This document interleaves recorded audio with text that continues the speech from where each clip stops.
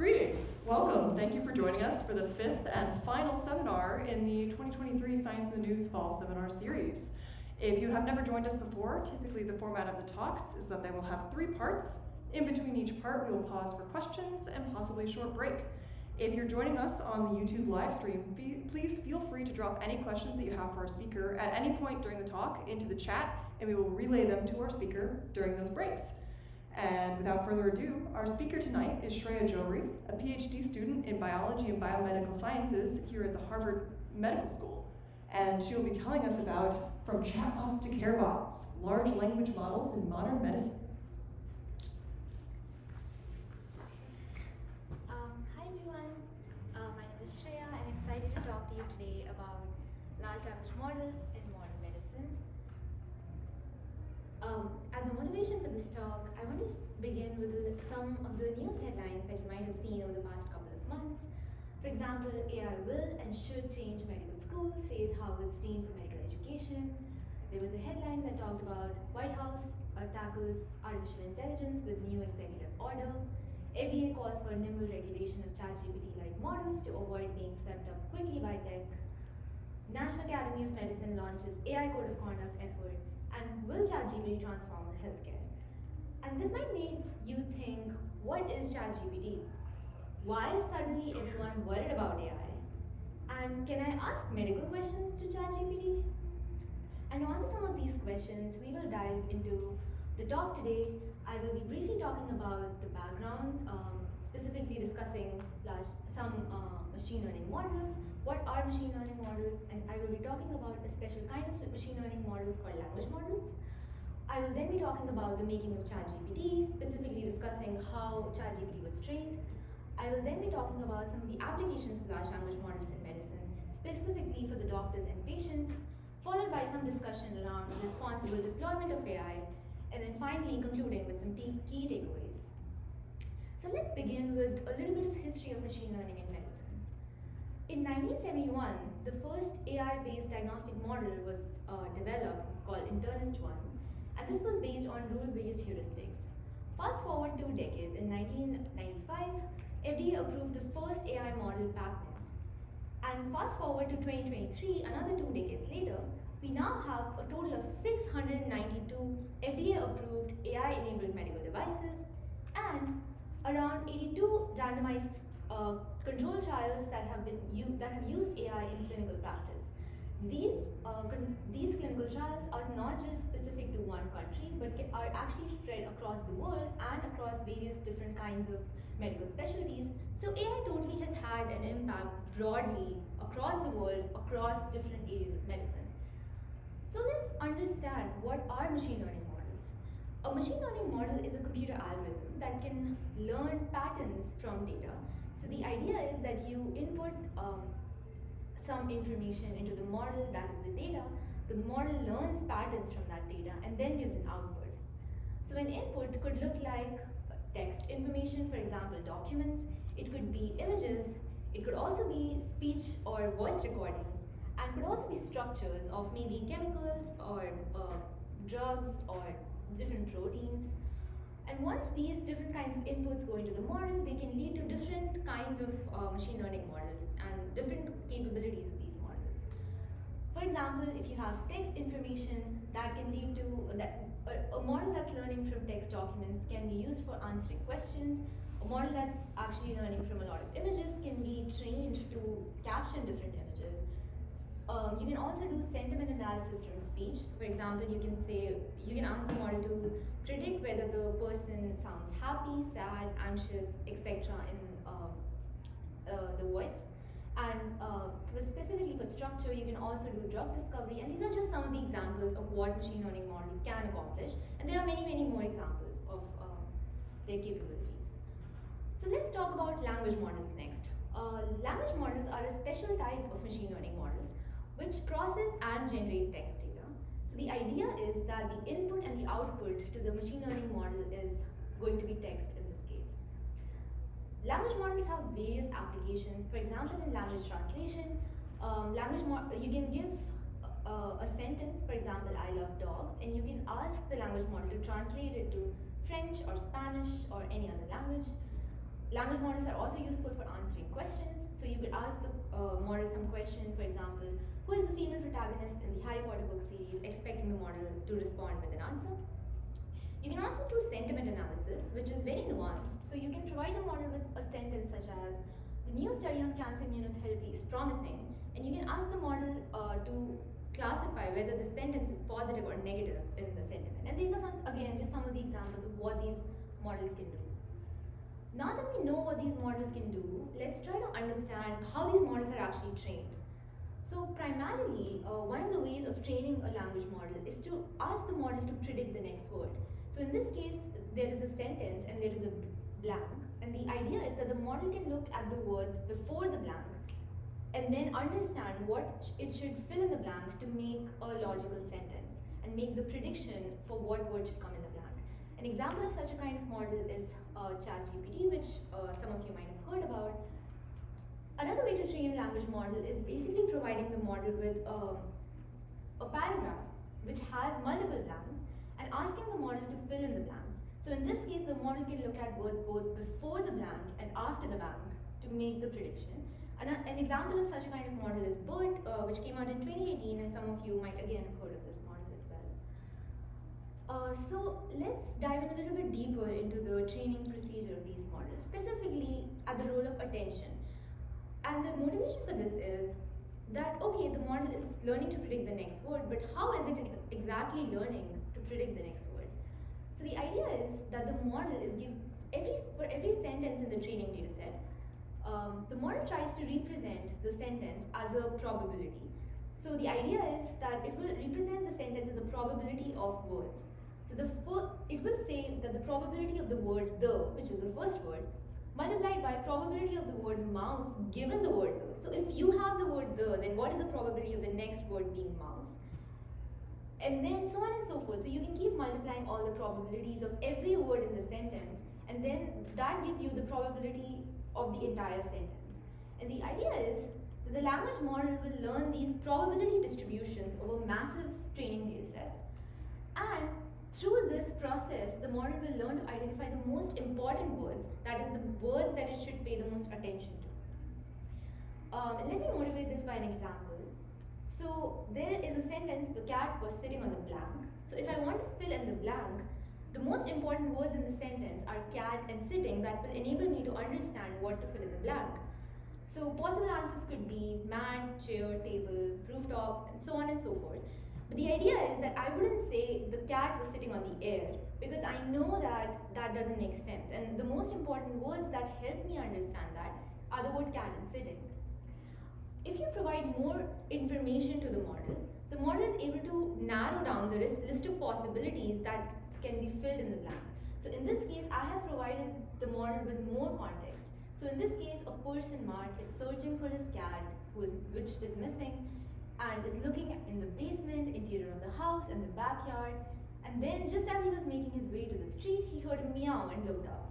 Now, when you've provided this context, this extra information to the model, and then you ask the model, the cat was sitting on the blank, the model will respond with less number of possible words, and that is how the model learns what it should come in the blank over massive data sets.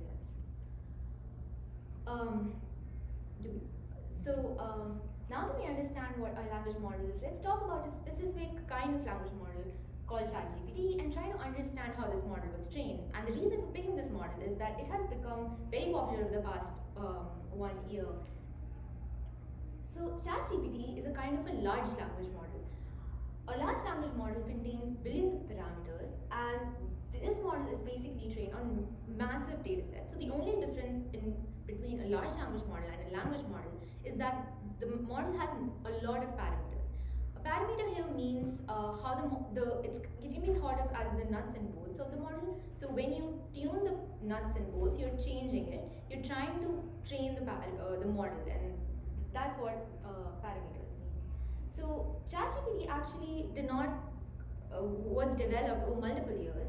So in 2018, GPT was developed, which was the first version, followed by GPT-2 and GPT-3, and all of these models were basically training such that they were learning to predict the next word. And as different model versions came, the number of parameters of each of these models increased. When you increase these models over a period of time, models actually acquired various capabilities. An example is the model can understand something such as if you ask the model to provide antonyms in Spanish and you gave the model some examples. For example, slow, the antonym of slow is fast, and you are asking the model to translate it in Spanish. Similarly, bad is antonym of bad is good, small, big, and so on and so forth. And you're asking the model to complete the same task for full and young. The model is actually able to provide the correct output. But here's another example. So in this case, the user asks the model to generate a story about the moon and stars. And in this case, the model actually does not respond back with the story. The model is responding with, does the moon like the stars? And is continuously repeating that sentence. So you might wonder what's happening. So remember that these large language models were trained on massive data sets that were collected from all over the internet. Now these data sets could also contain text documents that contain a list of questions. So when the model was trained, the model did not actually learn how to follow instructions. The model just learned how to predict the next word based on the probability of that word occurring after a certain set of words. So the next task for the researchers was to train the model how to learn to follow instructions. This version was called Instruct GPT. So after this, when you gave the model the same prompt, write a story about the moon and stars, the model actually did come up with a very nice story, which starts with a very cliched beginning, once upon a time, and so on and so forth. And finally came ChatGPT, which is the version that we know today, where the model was trained to learn how to converse with humans. So in Instruct GPT, you could only give model one instruction and the model followed it, but the model was not able to go back and forth on that instruction. So the capability to converse with humans and remember the prior conversation was what was a capability that was taught up to ChatGPT, which is the model that we know of today. So let's dive in a little bit deeper into how did we train Instruct GPT to follow instructions and ChatGPT to follow instructions. So the first idea was to generate useful examples to demonstrate what is a desirable behavior. How do you even follow instructions? The idea was you take a prompt, you take a question, for example, explain machine learning to a 6-year-old. And the idea was that many humans were asked to answer this question. And then these examples were used to train the model as to understand what is something that's desirable. Next, the model was trained to identify the most desirable output. So now the model knows these humans think so-and-so definitions could be important. You take the same prompt and you ask the model to generate 4 outputs. And the human rates these outputs in terms of how good they are. So for example, the human might say that the response D is better than A, B, or C, and so on. And then you train the model on these desirability of outputs again. And the final step in this process was you took a different question or a different prompt. In this case, you're asking the model to write a story about dinosaurs. The model comes up with one response this time, and you reward the model if the output is good, and you penalize the model if the output is bad. So reward can be thought of as a score, as a +1 score, and penalty can be thought of as a -1 score to the model. And you update the model based on whether it is giving a good output or a bad output. So in summary, for a large language model, the input is a large data set of text. This text goes into the model learns probability distributions of what this text contains, and generates an output which we see as text, as sentences. There are other things also that large language models can basically generate that we usually do not see. One is probabilities per word. So for every sentence in the text that we see, what is the probability of every word is also something that the model generates, as well as embeddings. Now embeddings here refer to how the model represents this text as a form of numbers in its own system. And the reason I bring this up is because this distinguishes two different kinds of large language models. One is proprietary large language models models where you only can see the text. For example, ChatGPT, you enter information into the website of ChatGPT and you see some generation of text, but you never see the probability values or you never see the embeddings. But for open source models like BERT, you can actually get all of this information. Now, why is this important? This is important because for models like ChatGPT, you cannot train these models for your specific application because you don't have access to the embeddings. For training any machine learning model, you need to know how the model is representing the sentence in the form of numbers in its own system, which is not possible to do for any proprietary large language model. And also, these models cannot be given sensitive information. For example, patient information, which is very sensitive, you cannot give model like ChatGPT this information because when you're entering that information into the website of ChatGPT, that information is basically going to OpenAI, which is the company that developed ChatGPT. So it's not safe and not secure at all, which is one of the very important limitations of these proprietary large language models. Are there any questions that I can answer? Yes. So earlier you were comparing different iterations of GPT and talking about the number of parameters used to train each of them. So, and I noticed that it was obviously escalating, going from 100 million to 1.5 billion to some 100 million. But then there were unknown number of parameters for Instruct GPT, Chat GPT. Are these unpublished numbers? Are these difficult to measure numbers? Why are those unknown? So these are actually not published.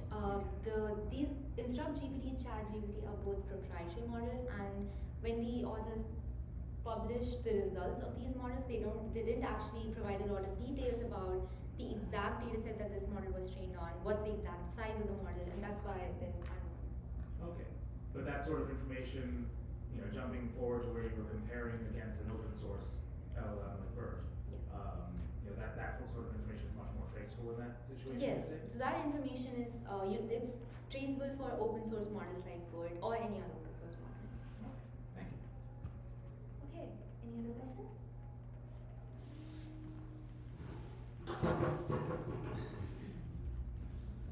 So with these embeddings, I guess, how much information is stored within it? Like, so, like the generated text and the probabilities per word, I can see like, okay, you have this model, you have all this data that you're getting, and maybe the output you're putting back into your model in some sense, and then you get the probabilities. But like this embedding, like, what actually is the embedding made of? Like, what's The embedding can be thought of as a sequence of numbers that the model it's a computer algorithm. Computers cannot store information as text.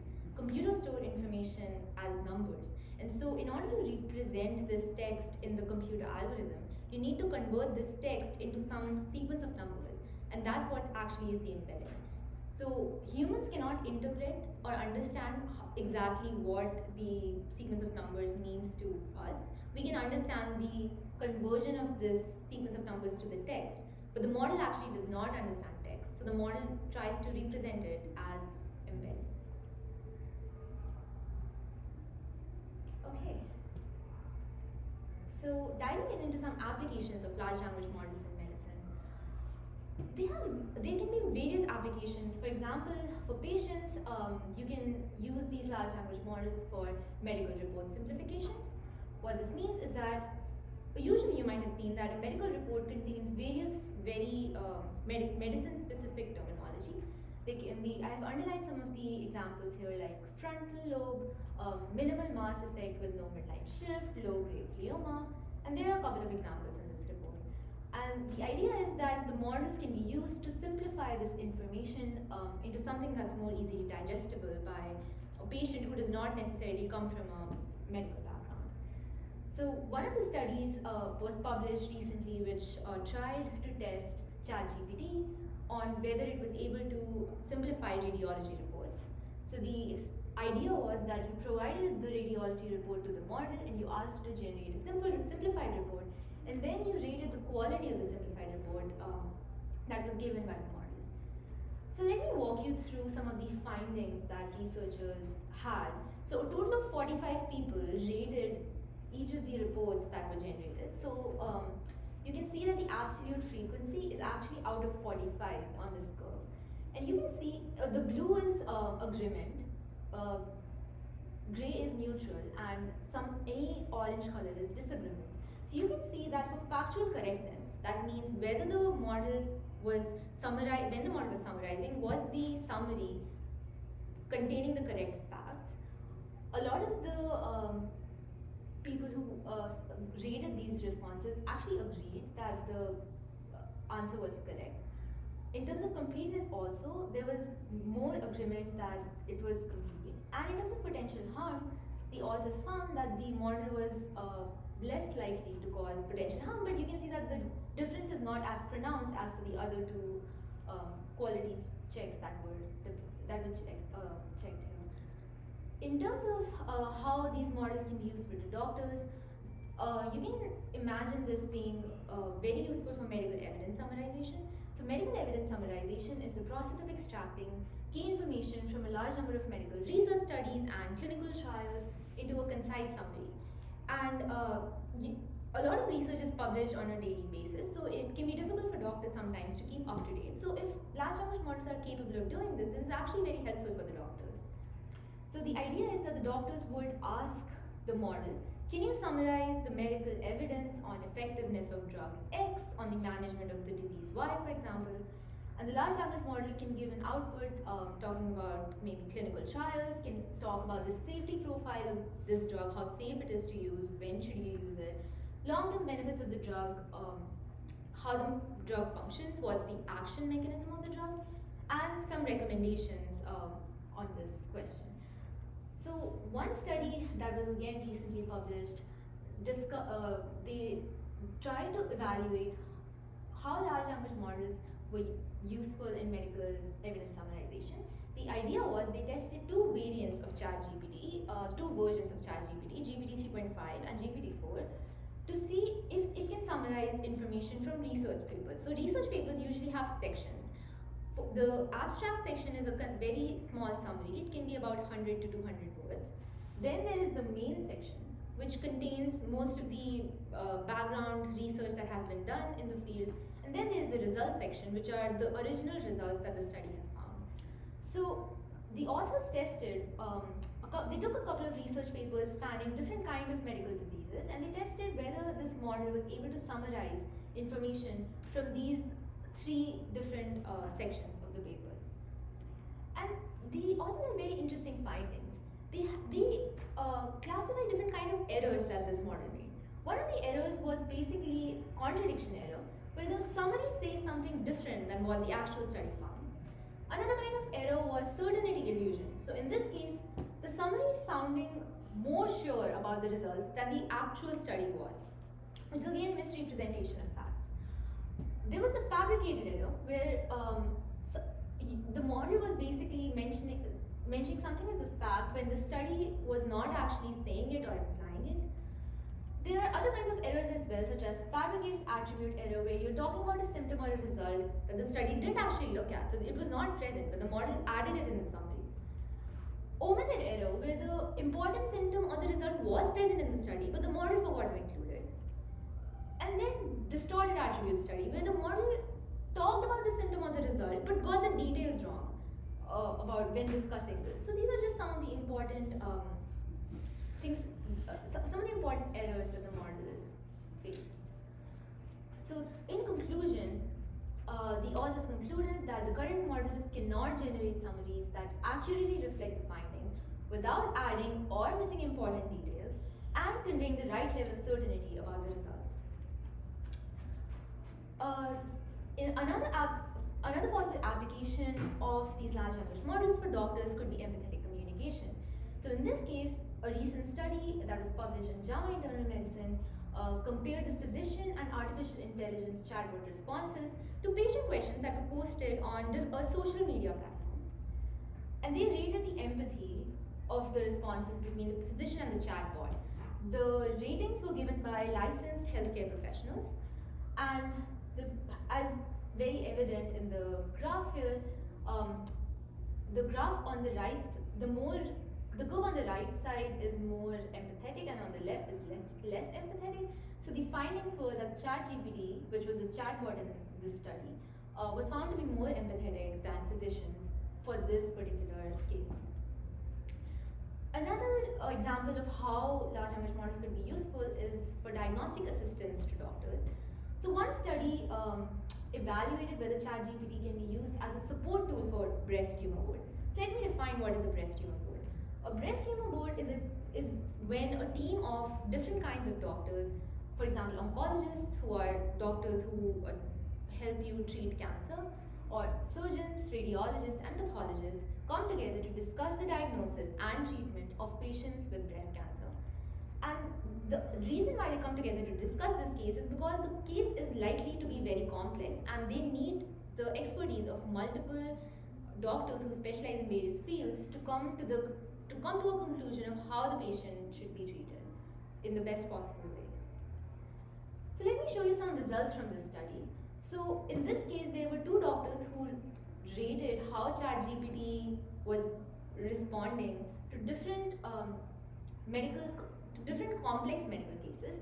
The gray bar here shows the responses of the first doctor, and the black bar here shows the responses of the second doctor. And they rated the responses of ChatGPT from 0 to 5, 5 being the most highest.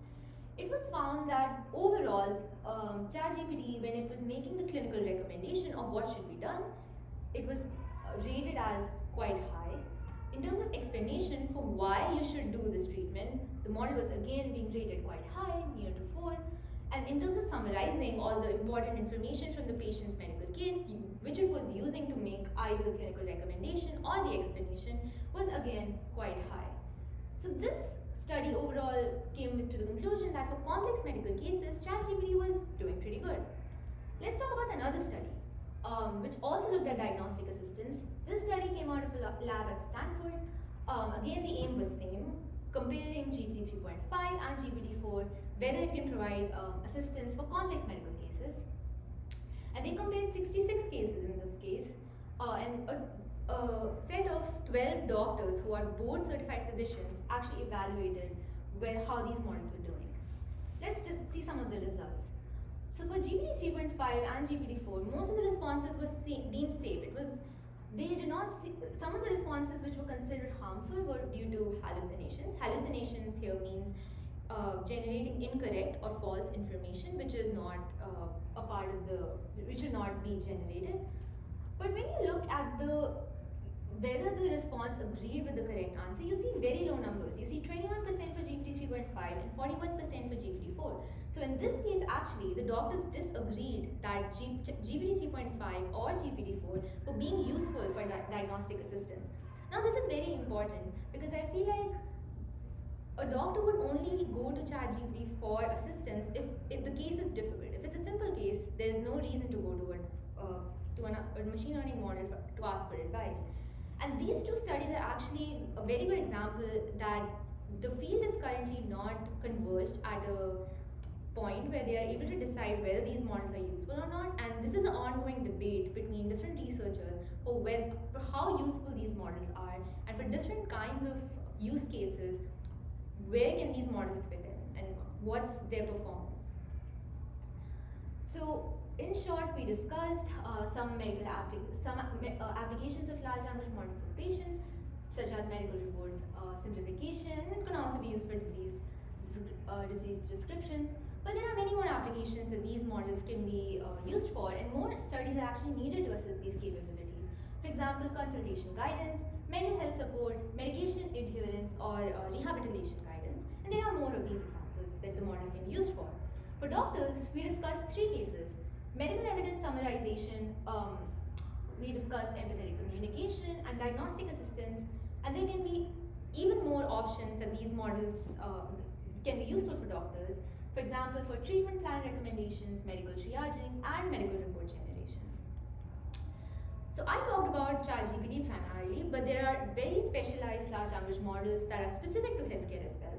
For example, MedPalm, which is a model that was developed by Google, has been trained on medical question answering datasets, which, unlike ChatGPT, which was trained on all of web data, is actually specialized for medical uh, information. There is Envayutron, which is fine, again trained to understand complex medical language. There's Clinical Bird, which has been trained on clinical notes that these doctors take when they're treating patients.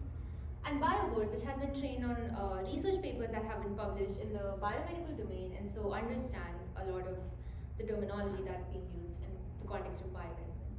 There are more of these specialized large language models as well. We need to have more of these models going forward in the future so that we can use large language models that are specifically trained to understand medical text.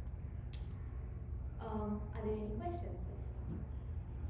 As a reminder, if you're watching on the YouTube screen and you have any questions, you feel free to type those into the chat.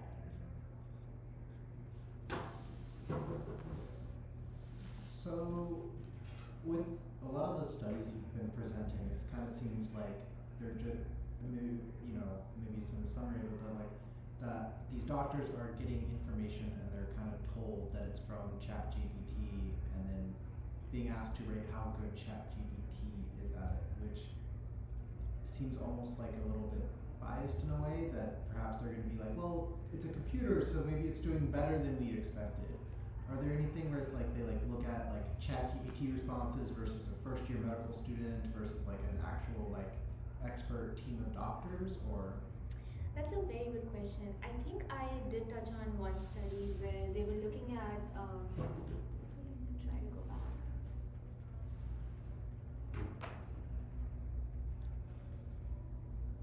So I don't have the numbers here, but actually this study also looked at how it compared between physician and chatbot responses, and the ratings were given by licensed healthcare professionals. So I think people are trying to do these kind of studies, but one important caveat in this is that there's a factor of trust on these models. So some humans might be very trustworthy of these models and they might think that it's a machine learning model, so it's doing good. But on the other spectrum, you can have some people who might be skeptical of large language models or AI in general, and for them, studies have found that usually because they don't trust the model, even though they think that this might be the correct answer to the query, they might get confused because they think that the model is saying this, so maybe it's not correct, because just they are skeptical. So I think I'm going to be talking about this in the next section a little bit, but that's a very good question. Thank you.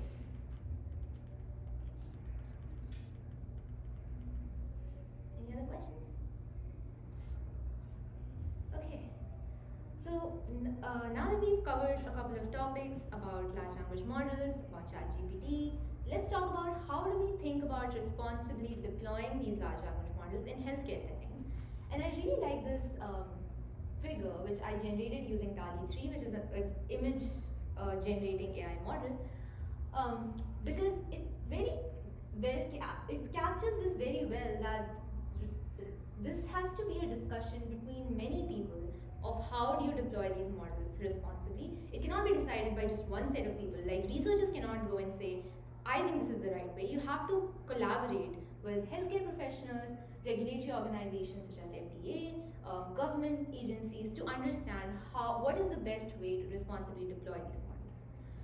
So let's talk about this one study that came out very recently. It was published in Nature, which talked about AI in science, and they basically did a survey of 1,600 scientists.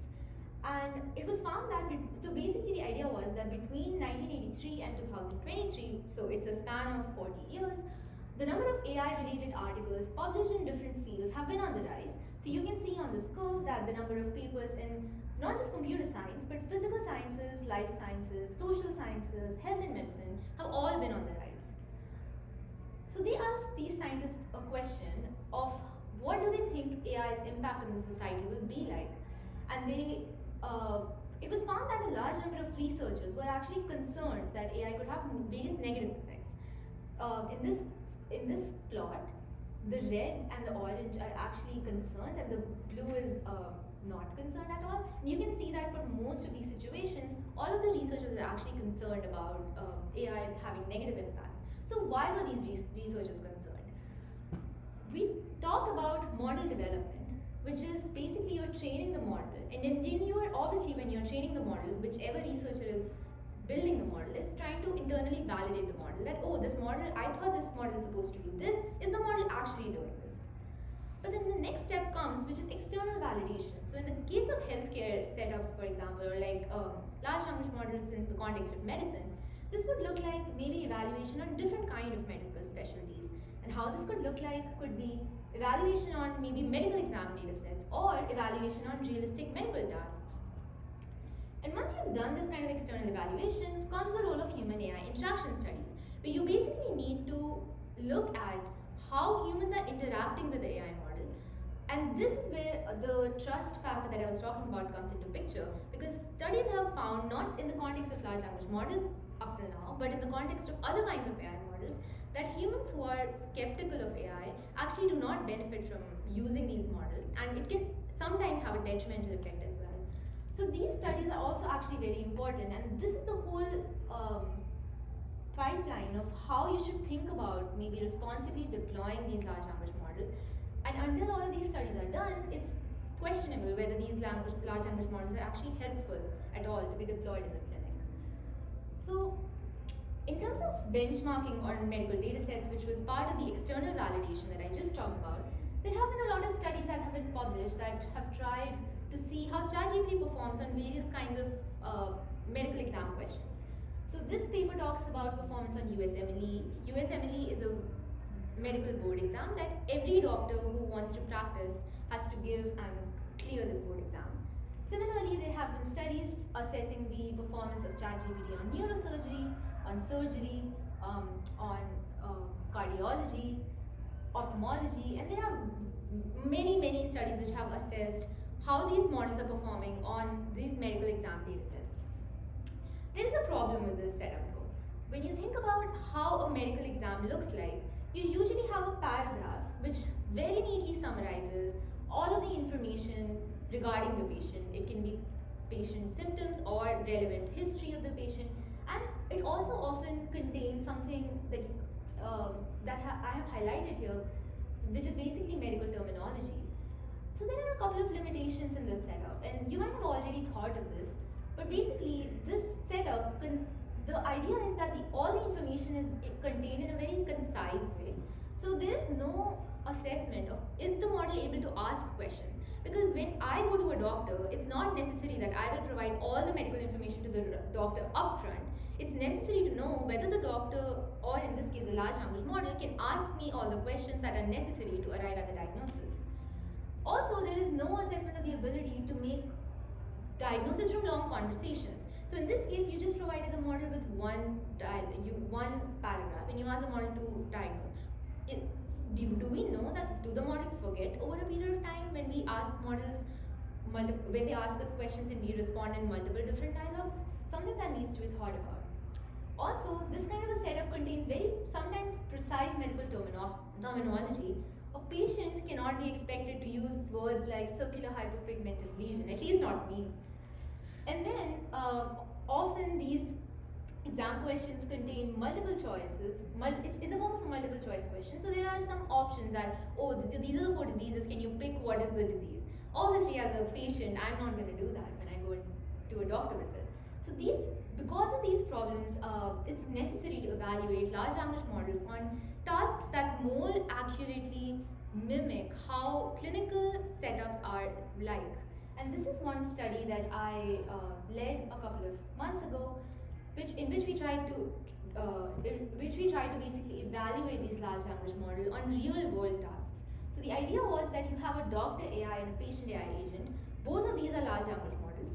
In one case, the large language model is asked to behave like a doctor and ask questions about patient's medical history, about family history, medications, so on and so forth.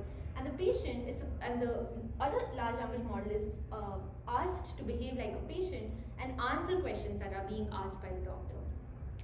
So this leads to a doctor-patient conversation, which is more realistic. That will happen in a large language in a clinical setting. And in this is one example that I have pasted here. So you can see that the patient AI is describing some symptoms of hair loss, and the doctor is asking questions about age, sex, about recent illnesses, high stress levels, until it's sure of the diagnosis. Now, important thing to note here is that these questions are not something that we asked the large language model to ask everyone. These are questions that the model came up with on its own when it decided that, oh, this is information that I definitely need to know before I can make a diagnosis. So more realistic. Once we have this conversation, the next step is we want to evaluate this conversation. We want to know whether the conversation was correct or not.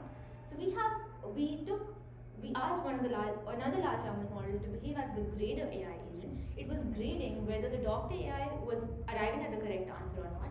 And because we have multiple large language models, obviously we want humans to also evaluate how these models are doing, because otherwise it's very difficult to know how these models are doing. So we had medical professionals who were doctors who basically evaluated whether the doctor AI agent was asking the right questions such that it was able to get all of the medical information that it was supposed to get from the patient. Was the patient using any medical terminology at all? And in terms of grader AI, was the grader AI comparing the final disease and the correct answer in the appropriate way or not? So for all of these questions, we had medical professionals graded. And we did this study in the context of dermatology, which is skin diseases, and we tried to see how these models were doing.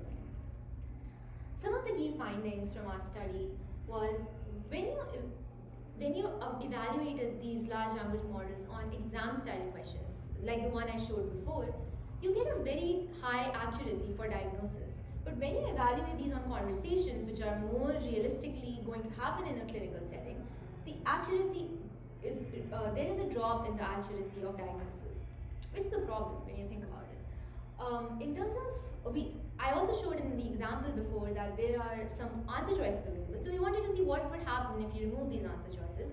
Turns out that the accuracy of diagnosis actually drops when you remove these answer choices, and which is again not good because I wouldn't show up with answer choices to them when I'm talking to the doctor. In terms of understanding text, we found that when there was long conversations, the model tended to forget information that was presented in the previous dialogues. But obviously when you're providing concise information, it's in the form of a paragraph of symptoms, then the model was able to do good. Another important finding was that when we provided the model with an extra information of physical exam, what were the findings from the physical exam, the model actually had a high diagnostic accuracy. It led to more number of correct diagnoses. But when the physical exam information was not provided, it led to less number of correct diagnoses. Why is this important? Because as a patient, when I'm conversing with a large language model, for example, and if it was to be a doctor, then I wouldn't obviously know what are the physical exam findings of my own symptoms. And that actually is having a negative impact on the accuracy of diagnosis for these models. So this study helped us in basically trying to get to the question of, are large language models good doctors? And our conclusion from the study was they have made quite some progress, but we are still far away from using these models for real clinical setups where you have conversations.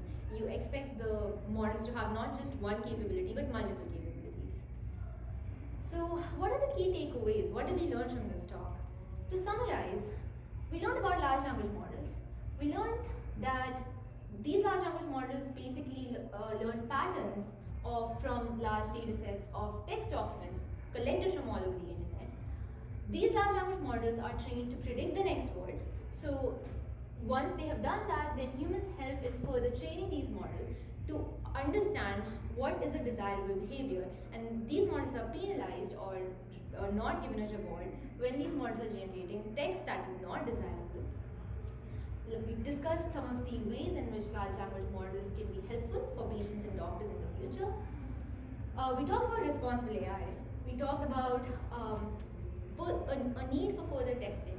Specifically, human-AI interaction studies are necessary to establish that the large language models are actually useful in clinical setups.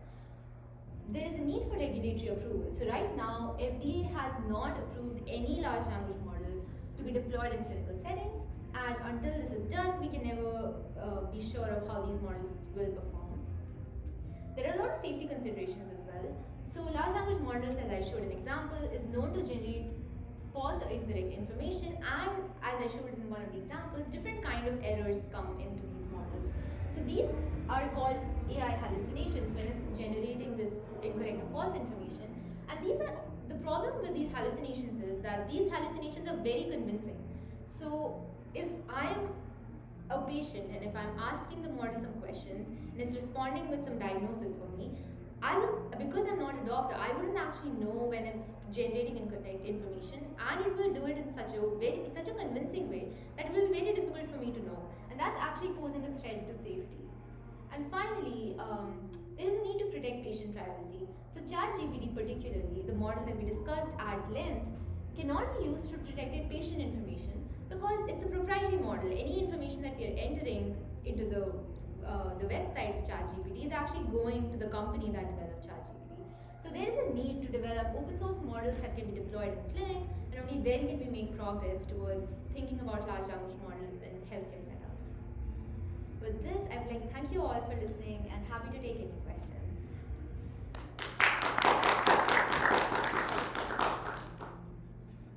Is this being recorded? Yeah, it's being live streamed. So is it recorded somewhere producing? Yeah. No? Yes. How do we know where it is? It's on YouTube. It's on our YouTube channel. So What is the channel's name? Science in the News Boston. So it's one word? Yeah. I think we have a handout there too. So Oh. should be on. Yeah, it's linked to the box. Oh, okay, thank you. Do we have questions?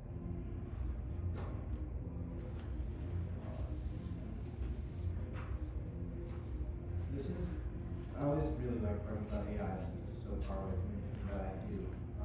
But I do want to ask, like, I don't know, maybe when I was first learning about it, way back when, in like 2018, one of the main concerns was like, how are we going to implement these large language models in practice? Because like they're pretty energy consumptive and they take a lot of resources. So like, if we were going to deploy this on like a scale to actually interact with a lot of patients, is that like going to be a problem?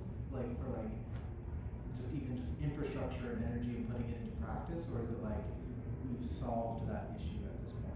That's an excellent question. We definitely have not solved this problem. So in order to actually train ChatGPT, billions of dollars I think have been invested into building the infrastructure to train these models. So Microsoft actually provided a lot of compute resources to OpenAI in form of GPU and different computational resources to be able to train this model. And all the big companies are trying to develop their own infrastructure to train their own different version of large language model. So definitely this issue has not quite been solved. These models are very difficult to train as well, which is why it's not possible to achieve this level of performance within academic setups either. I think people are definitely working on specialized hardware that can be useful for reducing the amount of compute required to train these models, but it's not a problem that we've solved at the moment. Cool. And I had one more question. So when doctors mess up, the doctor who messes up is responsible for it, right? And then there's like a chain of command or whatever where it's like you look into who let the ball drop in this case or in this patient. Like, I guess, how do you have, I guess it's not an answered question, but do you have any sense of how that responsibility might play out if we were to incorporate this more frequently? That's a very, very good question, and I think is actually a very active area of discussion within the community about the ethics and the laws regarding who's responsible when something goes wrong. There is not quite a consensus reached yet because at least right now, the idea is that even if the model is being deployed, the current AI models that have been deployed are not actually making the very end decisions. They are making decisions that are very upstream in the process of diagnosis, and the final decisions of what is a diagnosis, what is a treatment plan, and so on and so forth are actually made by humans. I think we don't have a framework yet for knowing how to use these models for like the end downstream task. But that's a very good question, and I think something that not just the lawmakers are struggling with, but also doctors and hospitals who potentially might, like buy these models and try to deploy it. They're also worried about whose liability is it if the model does something wrong. Good question. Thank you for a great talk. That was really good. It looks like you have research a lot in the literature and things ongoing, what's going on in the field right now, based on your search so far. Do you feel like we are moving too fast without a lot of backup or like a policies or regulation, or are we too slow given the applications and possibilities for the patients? Which way? Yeah, I think so. Right now, none of these models are FDA approved. So technically, none of these models are actually being used in any of the healthcare setups. In terms of how I see the progress of these large language models, I think the capabilities that these models have are actually really good. The problem is that reliability of the capabilities is not something that has been proven yet. So as far as the reliability is a concern, and also because these models are proprietary, until that gets solved, we are still far behind seeing these models in actual clinical practice. But I do think that the models are actually promising, and once we are able to fix the reliability issue, and once we are able to have open source models, we will be able to think about different ways in which we can use these models for different kinds of medical tasks. Yeah. Sure, why not? Microphone, yay. So something that you've been very particular about pointing out is the risks involved in putting your own data or true patient data into a proprietary source that's owned by an organization that hasn't really committed to necessarily using that data ethically or securely. I really appreciate in your own study the use of these language models to generate the doctor and the patient and the reviewer, and then have a human involved in the process of checking to see if these are valid cases, if these are valid pieces of information. As we move towards trying to use open source models better and develop better models, obviously the use of actual patient information is going to be necessary in order to train models accurately. What sort of efforts are there to create those kinds of data pools of actual patient data that is being handled ethically and securely to help move this kind of model development forward? Excellent question. So I think in the context of large language models, it's not there yet. But for example, in vision models,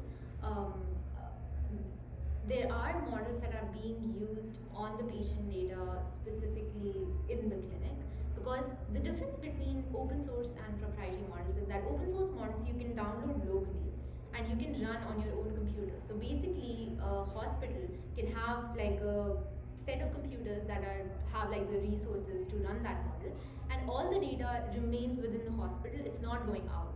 So in terms of computer vision, for example, when you do an endoscopy, often people do endoscopy to find out if there is a abnormality or a cancer that's growing in the colon, and it's actually recommended also after the age of 45.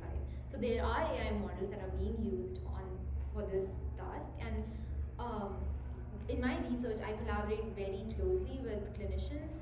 So there are these huge data sets that exist within the healthcare system that once you have the proper approval and the ethics in place, and obviously de-identified patient information, we can have that de-identified patient information access to the researchers who can then train different models. But again, these models that we train are actually on our own computers, like locally, housed within the Harvard ecosystem somewhere, or somewhere that's allowed to be hosted. So I think for large language models, there are some models that I pointed out, such as BioBird, ClinicalBird, which are open source, which you can run on your computers, and people have done studies to see how they are performing with ChatGPT, for example.